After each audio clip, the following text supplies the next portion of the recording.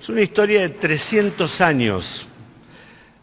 Nosotros no podemos dimensionar, a veces leemos todo, el juez, viene el juez, viene este, viene otro juez. La nación argentina, ¿cuántos años lleva?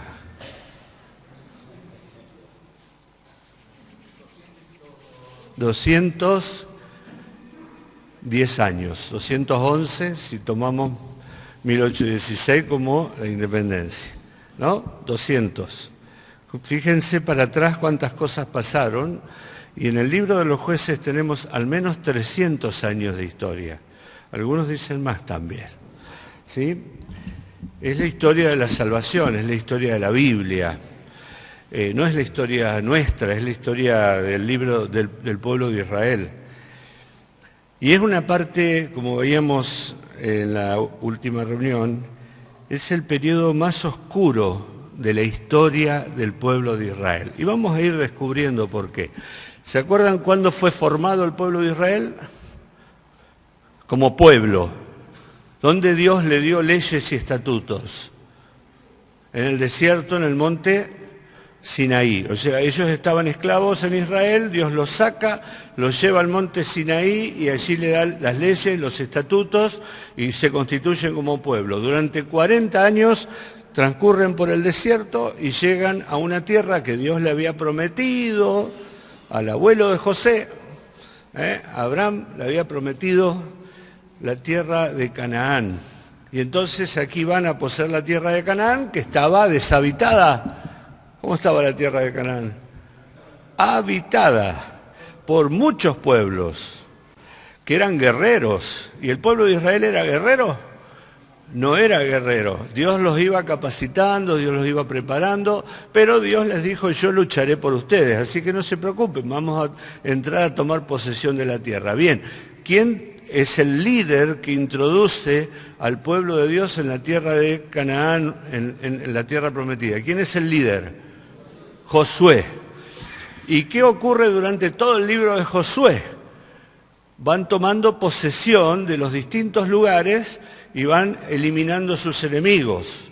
Y van tomando posesión de las ciudades, tomando posesión de las tierras, de las viñas, ¿sí? Y aprovechándose de todo lo que los demás habían hecho, ahora ellos entraban a poseer y se encontraban con casas nuevas, se encontraban con depósitos llenos de comida, con terrenos fértiles que habían sido sembrados, y todo eso era de ellos ahora porque Dios se lo dio.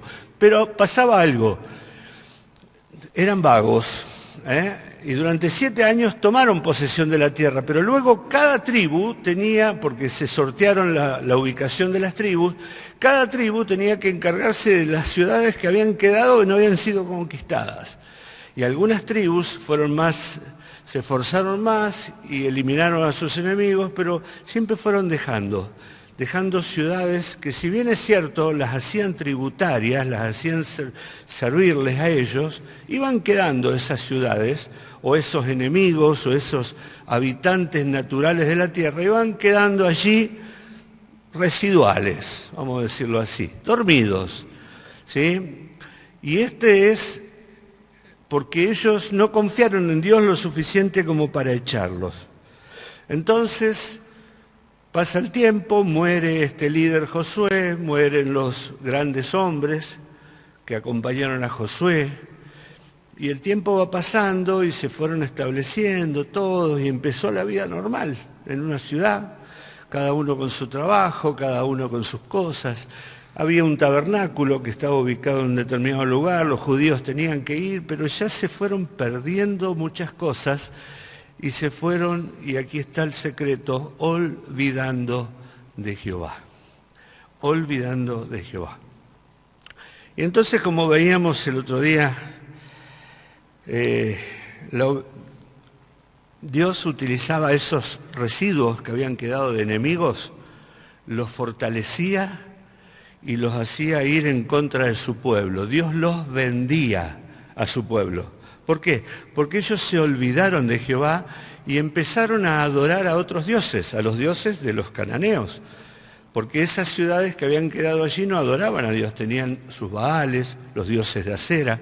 Y entonces el pueblo de Israel iba y, che, qué lindo, tienen muchos dioses, adoremos también nosotros. Y así el olvido llevó a que cada uno de ellos fuera adorando a otros dioses, dejando a Dios de lado, y Dios miraba y en algún momento Dios actuaba. Y Dios reprendía primero y luego Dios castigaba a su pueblo. ¿Y qué hacía Dios? ¿Cómo castigaba a su pueblo? Fortaleciendo a esos enemigos que habían quedado, que ellos mismos habían dejado. Los fortalecía y los vendía a ellos. Y entonces durante un cierto tiempo eran esclavos, o tenían que rendir tributo, o le robaban todo y no podían defenderse. Y así en distintos tiempos, el libro de los jueces nos va contando acerca de 7 veces que el pueblo de Dios se alejó de Dios, 7 apostasías, 7 situaciones de disciplina de parte de Dios hacia ellos y 7 situaciones de regresar a Dios. ¿Sí? 7 casos de apostasía, 7 situaciones de servidumbre y 7 experiencias de liberación. ¿Quiénes eran los jueces? Los jueces eran personas a las cuales Dios levantaba para liberar nuevamente a su pueblo una vez que su pueblo clamaba a Dios. Estos jueces no eran tanto jueces de tipo administrativos o legales, sino que eran líderes militares. El libro de los jueces nos narra la historia de 12 personas y luego el libro de Samuel nos narra la historia de los últimos jueces que fueron Elí y Samuel.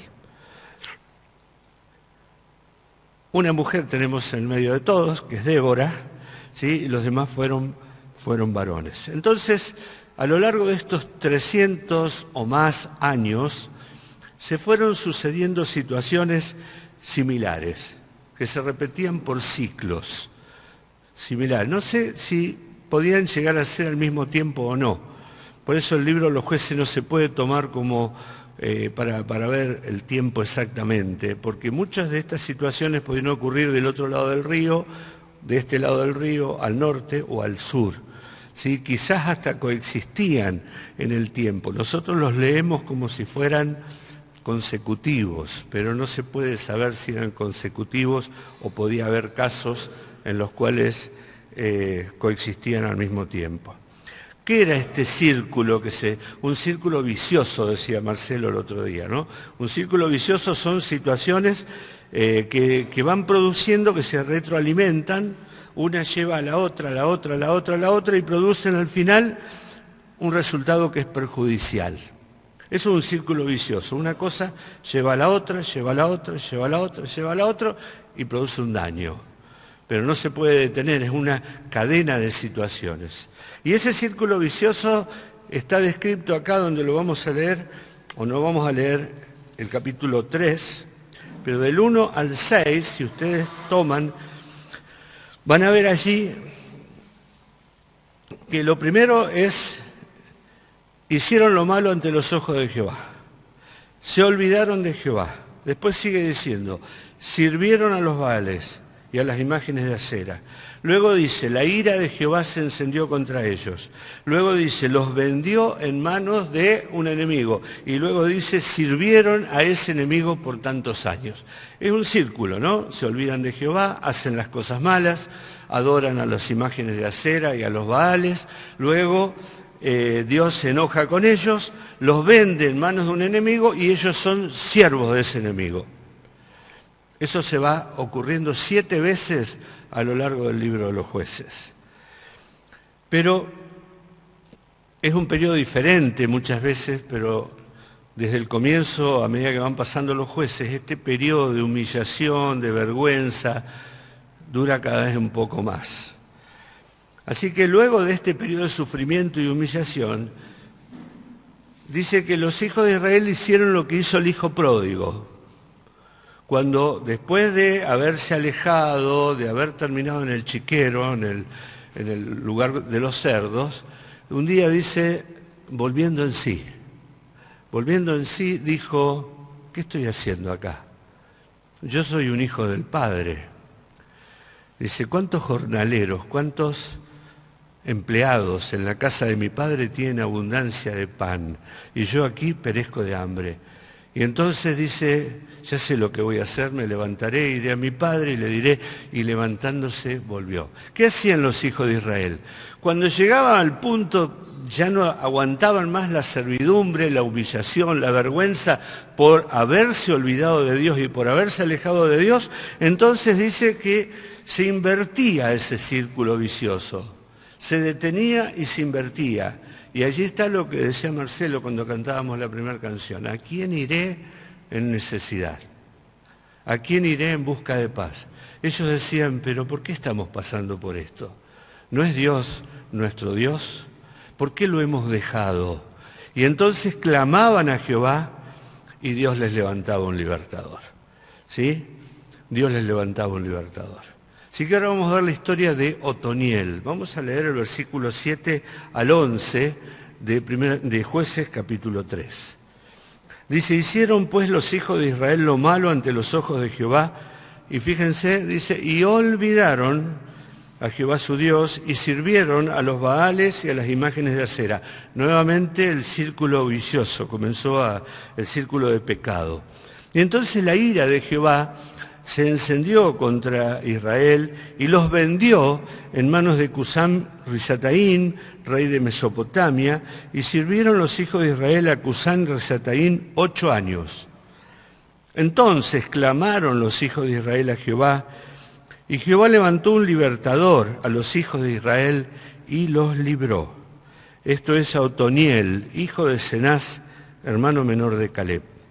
Y el Espíritu de Jehová vino sobre él y juzgó a Israel y salió a batalla. Y Jehová entregó en su mano a Cusán Risataín, rey de Siria, y prevaleció su mano contra Cusán Risataín. Y reposó la tierra 40 años y murió Otoniel, hijo de Cenaz. Las historias de la Biblia, quizás las historias de los jueces, aquellos que hemos sido criados en hogares cristianos y desde muy chiquito participamos de escuelitas dominicales. Tío Eduardo, ¿cuántas veces la escuchamos la historia de los jueces? Muchas. ¿Nunca? ¿Cuáles son los que más te acordás? ¿A quién no escuchó de Sansón en la escuela dominical? ¿Quién no escuchó de Gedeón en la escuela dominical? ¿No? ¿Sí o no? ¿Quién nos la enseñó cuando teníamos que enseñar a los preadolescentes o a clase de escuela dominical? Son historias bíblicas. Bien, las historias bíblicas nos muestran cómo es Dios y cómo actúa Dios. Es peligroso tratar pasajes que conocemos muy bien como si fueran simples historias. Si fueran simples historias. Porque las historias son, sí, qué lindo, ¿no? Nos dan un conocimiento indefinido, no podemos ubicarlo bien dónde, y lo asociamos más que nada con la infancia, ¿no? Las historias son para los chicos, ¿o no? Y a veces hasta pensamos que tienen mucho de fantasía, como tienen muchos cuentos infantiles. Entonces, las historias bíblicas no son fantasías. Las historias bíblicas son retratos de la realidad, presentados en forma desnuda y cruda. Son mensajes de Dios para nosotros. Las historias bíblicas son mensajes de Dios para nosotros, que por supuesto que a los chicos les llama mucho más la atención la viveza de la imagen en sí, las armaduras, las guerras y todo lo demás, pero no solamente capta la atención de los niños, sino que sirven para exhortarnos a nosotros como adultos, como cristianos creciditos ya. ¿Sí?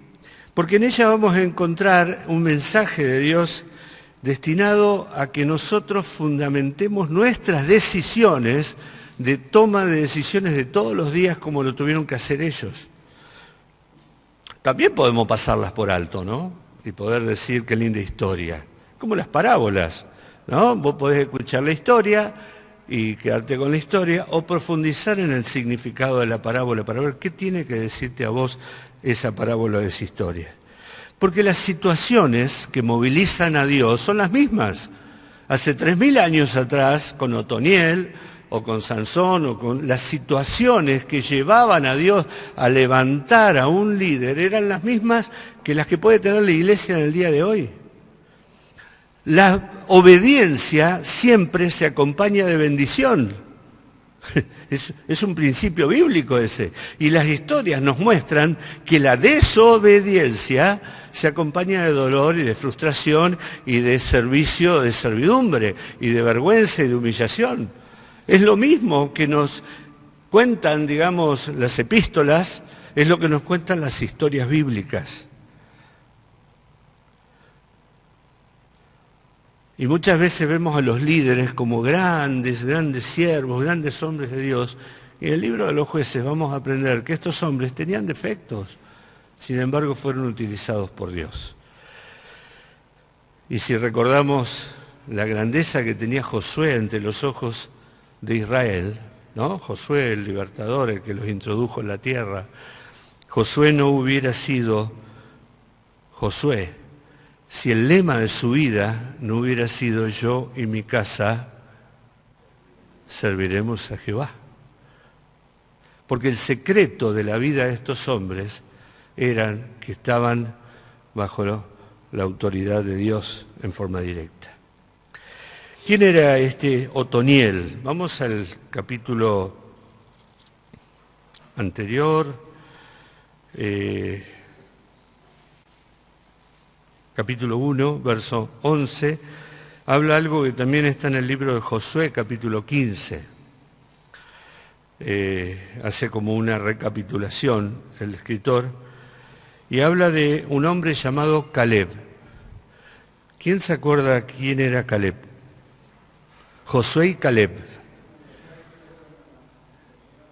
Uno de los 12 espías que fueron a inspeccionar la tierra al principio de la peregrinación, cuando estaban a punto de tomar posesión de la tierra, fueron 12 espías a investigar la tierra y volvieron con el informe.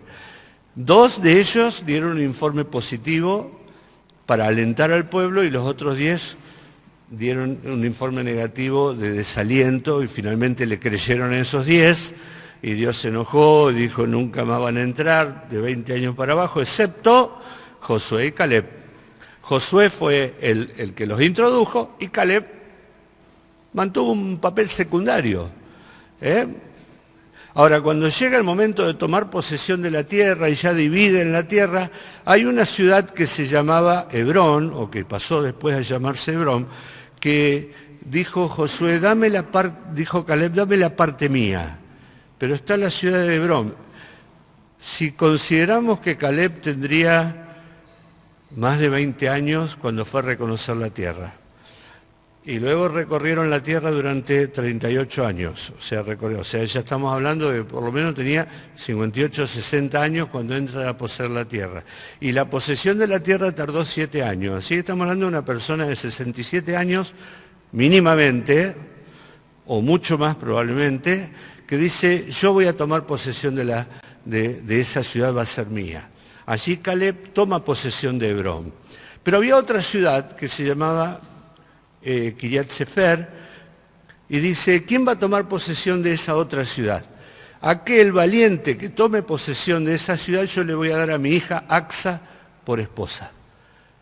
Se ve que Otoniel le había echado el ojo a Acsa. Otoniel era sobrino de Caleb. Conocía a Acsa, quizás se habían criado juntos, ¿sí? Y dice a Otoniel: yo voy a tomar la ciudad. Y él, un hombre valiente, ya años antes había tomado posesión de la ciudad y había tenido muestras ya de su valentía y seguramente cicatrices de su guerra, y se quedó con la ciudad y con la esposa, ¿sí? Así que Otoniel era un muchacho valiente, yerno y sobrino a su vez de Caleb, un hombre espiritual y un hombre que sirvió mucho en la obra de Dios. ¿Saben qué? Otoniel se había preparado para esta tarea. Y la primera cosa que tenemos que recordar es que Dios no utiliza improvisados. Dios utiliza hombres. Por eso estamos en la reunión de varones, ¿verdad? Y sabemos que Dios tiene un propósito para el varón, ¿sí o no? Todos estos años vinimos hablando acerca de esto. Dios usa hombres, pero no usa improvisados. No elige así cualquier cosa de cualquier lugar al primero que me toque. ¿Sí? Utiliza a personas que tienen capacidades ya demostradas, que se han preparado y que tienen evidencias de haber estado trabajando previamente para Dios. ¿Importa que nos preparemos? ¿Importa? ¿Importa que estudie? No, pero lo sabés, yo soy cabezón, no, me gusta mucho el fútbol. Hay que prepararse, hay que estudiar, hay que prepararse. Por supuesto que también hay que estudiar mucho la Biblia, hay que conocer a Dios y tengo que llegar a conocerme a mí mismo ante la palabra de Dios. ¿Cuáles son mis debilidades? ¿Cómo es mi carácter? ¿Qué puedo hacer para mejorar? ¿Saben qué? No, pero no, ¿a quién le importa eso? Dios mira y Dios ve entre aquellos que son diferentes en el pueblo de Dios, y cuando tenga que elegir a alguien, va a llamar a alguien que se haya preparado. ¿Sí? Dios no utiliza a improvisados. La segunda cosa que vemos es el olvido. Aquí dice, olvidaron a Jehová su Dios. Esto se va a repetir muchas veces, en todos los ciclos estos negativos, en todas estas, este círculo vicioso, el olvido aparece primero. ¿De qué se olvidaron ellos? A ver, ¿se habrán olvidado de las historias? ¿Se habrán olvidado de Dios? ¿O decidieron vivir de una manera diferente a lo que ellos sabían? ¿Cómo será el olvido? Gracias. Es una decisión de no me importa o de no me interesa, más que de olvido. Yo sé que si le preguntaban, ¿sabés lo que Dios hizo en Egipto? ¿Sabés lo que Dios le prometió a Abraham? ¿Sabés qué pasó? ¿Quién era la esposa de Jacob? ¿Sabés cuál es la historia de las 12 tribus? Yo creo que todos ellos la sabían, pero se olvidaron de Dios. Está hablando realmente de que ellos decidieron que las cosas de Dios no tuvieran significado para ellos. Estaban establecidos en la tierra, estaban trabajando, les iba bien, y entonces Dios dejó de ser importante para ellos. No es que se olvidaron de lo que habían aprendido, sino que dejaron que Dios estuviera fuera de su vida, ¿sí? Ellos sabían, pero dejó de ser real para ellos Dios. Y saben que yo pensaba que muchas veces a nosotros nos pasa lo mismo. No nos olvidamos de lo que nos hemos aprendido, de las creencias intelectuales, sino que ellas dejaron de ser importantes para nosotros. No nos hacen vibrar, no llegan al fondo de nuestra alma, no nos hacen temblar, digamos. La verdad que sí sabemos todas estas historias, pero ¿qué tienen que decirnos a nosotros? Las conocimos, las contamos, pero no nos atrapan, ¿no? La historia de Otoniel, la historia de Sansón, la historia esta, la del otro, dejaron de ser importantes para nosotros. ¿Cuántas veces escuchamos que la obediencia es algo crucial? ¿Lo sabemos, sí o no, en la vida del cristiano? ¿Y cuántas veces descubrimos a cristianos que durante años tienen pecados ocultos que salen a la luz en algún momento? Miren, no estoy hablando de esta iglesia, estoy hablando de todos lados. Pero sabemos esas cosas, sí, pero es como que, ¿no? Sí, pero va a pasar algo distinto conmigo, porque la verdad es que no. ¿Cuántas veces escuchamos que la palabra de Dios es fundamental para nuestra vida y que si no leemos la palabra de Dios no vamos a crecer? ¿Lo escuchamos, sí o no? ¿Lo sabemos? Lo sabemos. ¿Cuántas veces leemos la Biblia? ¿Me entienden lo que estoy diciendo? O sea, sí, son creencias, son cosas que yo las tengo acá, pero me olvidé. En mi vida diaria puedo pasar sin leer la Biblia. ¿Cuántas veces decimos que orar cambia las cosas? ¿Cambia las cosas orar, sí o no? Sí cambia las cosas. ¿Y cuántas veces oramos? ¿Pero qué pasó? ¿Nos olvidamos de que orar cambia las cosas? No. Lo que nos olvidamos es de orar. Quiere decir que no es tan importante para nosotros, ¿no? Y así van pasando muchas cosas y la agenda de todos los días nuestra habla mucho más que nuestras palabras. ¿Cuánto tiempo le damos a Dios? ¿Cuánto tiempo en una oración, en una lectura? ¿Y cuánto tiempo para nosotros? ¿Saben qué? Allí está el olvidarse de Dios. El que las cosas, ahora si me preguntás la historia, me la acuerdo perfecto, ¿eh?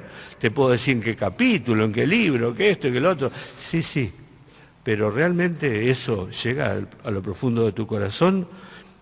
Dios quiere que no nos olvidemos de Él, porque somos muy propensos a olvidar. El salmista decía en el Salmo 103, bendice alma mía a Jehová y no olvides ninguno de sus beneficios.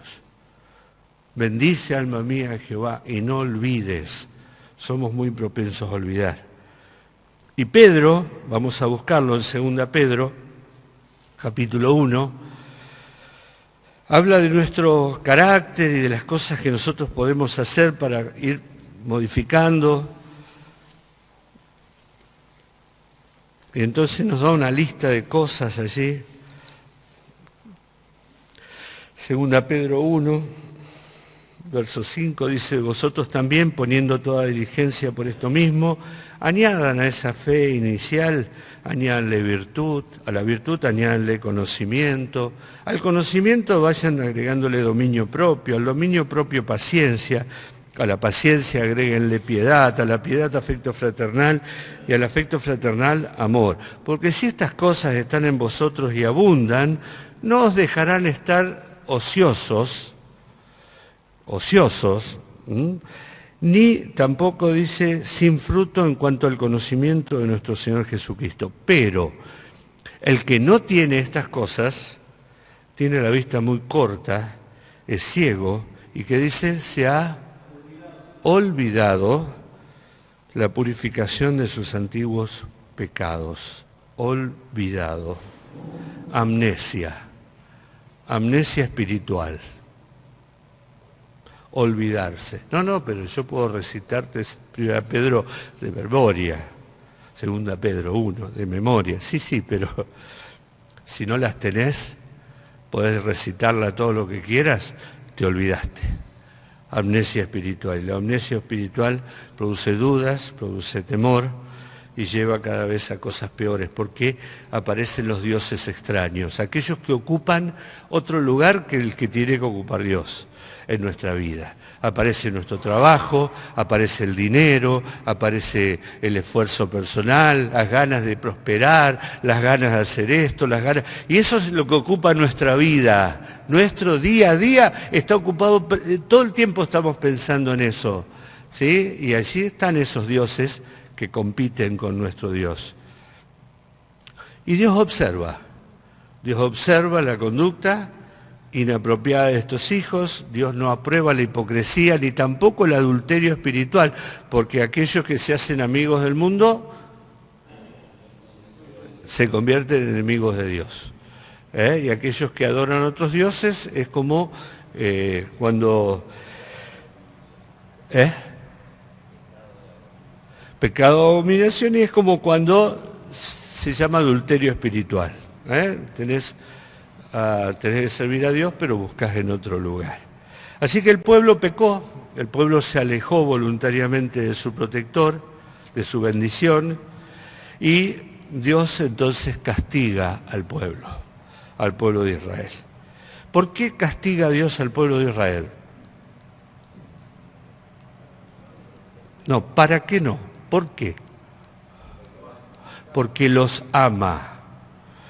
Dios castiga al pueblo porque los ama, ¿sí? Porque Dios al que ama castigo y reprende a todo aquel que recibe por hijo. Entonces, el castigo de Dios tiene que ver con el amor de Dios que quiere zamarrear a ese pueblo y decirle, quiero que reflexionen, quiero que miren qué está pasando, porque esta vergüenza, este dolor que ustedes están pasando, ¿sí?, la pérdida por la cual ustedes están pasando, la vergüenza, la opresión y el dolor, tiene que ver con que se olvidaron de mí y me dejaron. ¿Cuántas veces las cosas te salen mal? Te salen mal las cosas, ¿no? Y vos esperabas esto y te salió eso. Vamos a Ageo, porque allí hay un Ageo capítulo 1. Ageo, Antiguo Testamento, profetas menores. Alguna vez vamos a estudiar los profetas menores también.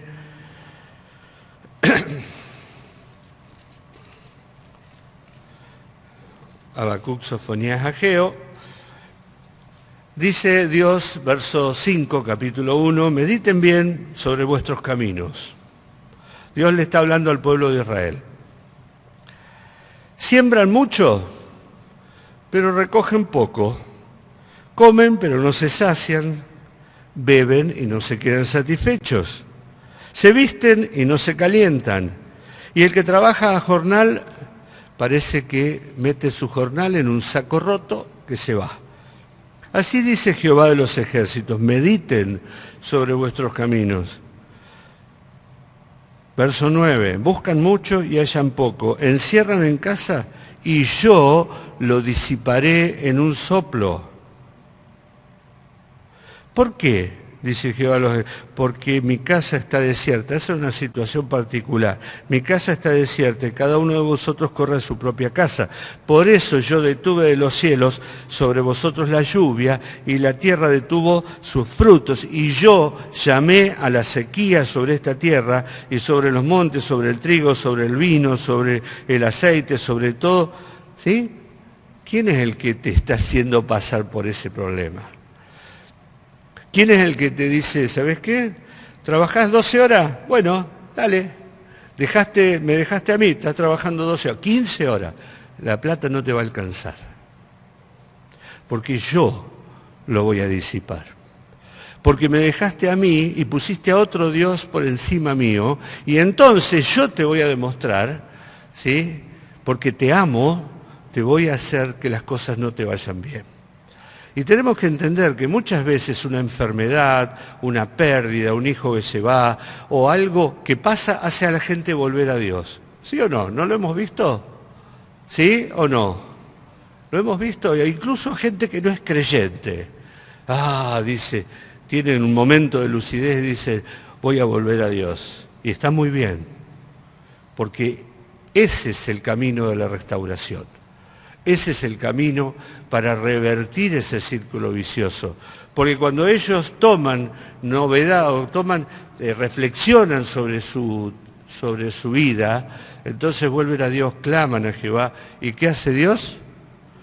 Perdona. Dios perdona, porque Dios es perdonador. Y Dios restaura.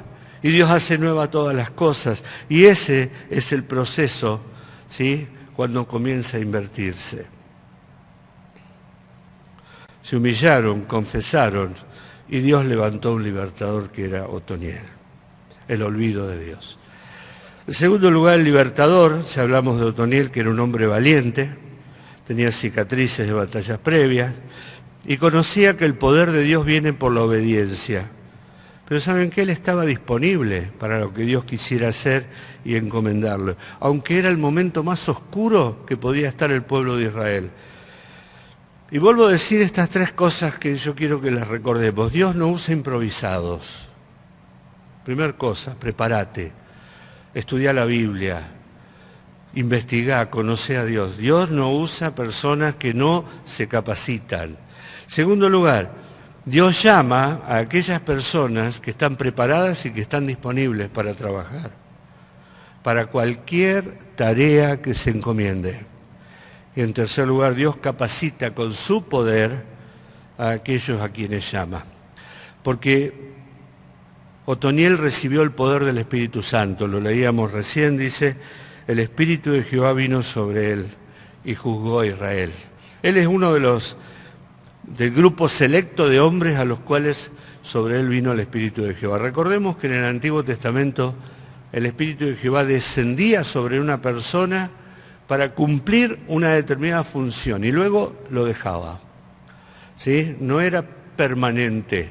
En el Nuevo Testamento nosotros tenemos una gran ventaja. Ese mismo espíritu que capacitó a Otoniel está dentro de cada uno de nosotros desde el momento de nuestra conversión. No tiene que venir un poder del cielo, ya lo tenemos el poder del cielo. ¿Sí? Otoniel sabía que el poder viene de Dios y el poder lo da Dios. Y nosotros necesitamos ese poder en cada cosa de nuestra vida, porque no hay nada valioso que podamos hacer por nosotros mismos. Nada de lo que nosotros tenemos tiene valor para Dios. No se trata de mí, sino de su gracia. Pablo oraba para que Dios le quite algo que lo estaba atormentando. Como dijo nuestro hermano Daniel acá, dice 3 veces, muy probablemente oró multitud de veces. Los judíos cuando hablaban de 3 veces hablaba de como algo completo, ¿no? Y Dios le decía no, Dios le decía no, Dios le decía no. ¿Y por qué le decía no? ¿Qué es lo que quería Dios de Pablo? Que estuviera, ¿qué? Débil. Yo, dice, te he dado eso, o esa enfermedad, o ese mensajero de Satanás, como dice él mismo, está allí para bofetearte, para humillarte, y eso es lo que yo preciso, que estés débil, que seas débil, porque entonces el glorioso Espíritu de Dios va a reposar sobre vos. Yo te necesito débil para que entonces seas fuerte.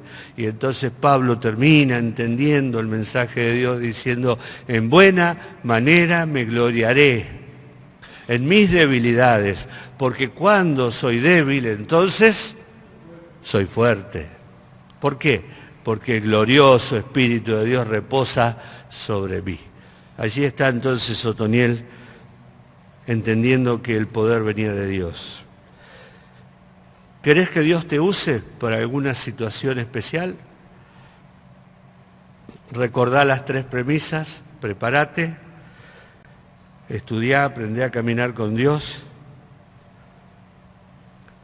En algún momento Él te va a llamar y Él te va a capacitar. Pero quizás nunca llegues a ser un Otoniel. Otoniel hubo uno y todo el pueblo, ¿no? Los demás también se beneficiaron con el trabajo de Otoniel. Bueno, si no sos un Otoniel, podés aprender de lo que ocurre cuando uno se olvida de Dios. Primer cosa, cuando uno se olvida de Dios y comienza a adorar a otros dioses, hay dolor, hay vergüenza, hay humillación. También podés aprender a que Dios requiere ser amado con todo el corazón, con toda la mente, con toda el alma y con todas las fuerzas, ¿verdad? Lo dijo el Señor Jesús. Y que Dios es un Dios celoso y que no comparte la devoción que le debes a Él con ningún otro Dios. Y eso es muy importante que nosotros lo aprendamos también. Podemos aprender que Dios al que ama castiga y reprende a todo aquel que recibe por hijo. O sea que en el caso de las israelitas, estos 8 años fueron una bendición para ellos, porque al final ellos pudieron volver a Dios y ser perdonados. Podés aprender que la palabra se tiene que hacer carne en tu vida para que deje de ser una simple creencia, para transformarse en una convicción. ¿Saben qué diferencia hay entre creencia y convicción? Alguna vez lo enseñábamos esto a los adolescentes o a los pre. La creencia es algo por lo cual puedo discutir. Yo estoy dispuesto a discutir. La convicción es algo por lo cual yo estoy dispuesto a morir. ¿Sí? Miren qué diferencia hay entre algo que creemos y algo de lo que realmente estamos convencidos. La creencia es algo que yo puedo discutir con otro. Yo creo esto, vos crees aquel y va y viene. La convicción es algo que te moviliza a vos a tal punto que todo lo demás deja de tener sentido y sos capaz no solamente de discutir por ello, sino también de morir por ello. Saben que el Señor nos dejó muchas cosas para que le recordemos, pero hay una que es especial. ¿Cuál es? La cena del Señor. La cena del Señor. No es una reunión cualquiera, es una reunión especial. Es una reunión que estableció el mismo Señor Jesús. ¿Sí? ¿Saben qué triste que en muchas iglesias se está perdiendo la práctica tal como la seguimos haciendo nosotros? En muchas iglesias se transformó en un trámite de 15 minutos, 20. Triste, ¿sí? Me toca participar algunas veces cuando viajamos y no hay más espíritu de ese de recordar al Señor y de participación. Algunos no vienen, ¿no? Porque se quedan en la cama, porque creen que es más costoso venir a la cena que levantarse. Algunos vienen, pero están extrañando la cama, ¿no? Cuando están acá, ¿no? Hay muchos silencios que a veces no tienen explicación. Y es feo cuando no tenemos nada que decir en la cena del Señor. Muchachos, ¿cómo es que no tenemos nada que decir en la cena del Señor? Siempre estamos pensando que otro se va a parar. Pensemos bien que ese momento especial que tenemos es el momento de recordación del Señor. Quizás la cena del Señor es la manera de renovar, ¿sí?, continuamente, todas las semanas, la realidad del Evangelio en nuestro corazón. Pero no solamente tenemos la cena, tenemos la palabra de Dios. Hay que leerla, pero no como una lectura superficial o obligatoria. Tenemos que leerla porque la necesitamos. Si no necesitamos la palabra de Dios, hay algo malo en nosotros. Realmente tenemos que disfrutar leer la palabra de Dios.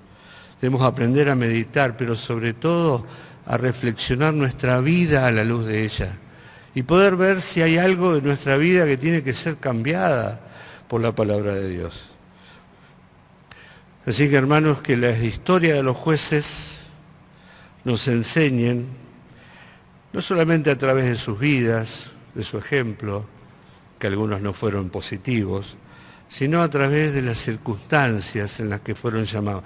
No son muy distintas a las circunstancias que nos toca vivir a nosotros 3000 años después, ¿eh? No crean que son tan diferentes. Y Dios sigue obrando de la misma manera, como lo hizo hace 3000 años de Dios. Hoy la obra de Dios es la iglesia, no es el pueblo de Israel, ¿sí? El pueblo de Israel hoy está en una situación diferente. La obra de Dios en la iglesia. Y Dios no va a levantar líderes militares acá adentro, ¿no? Como lo hacía ahí, que había guerras que ganar. Dios puede levantarte a vos como un líder para dentro de la iglesia, para la obra de Dios, si cumplís con estas características y si te esforzás por prepararte y por conocer a Dios y porque Dios te conozca trabajando para Él.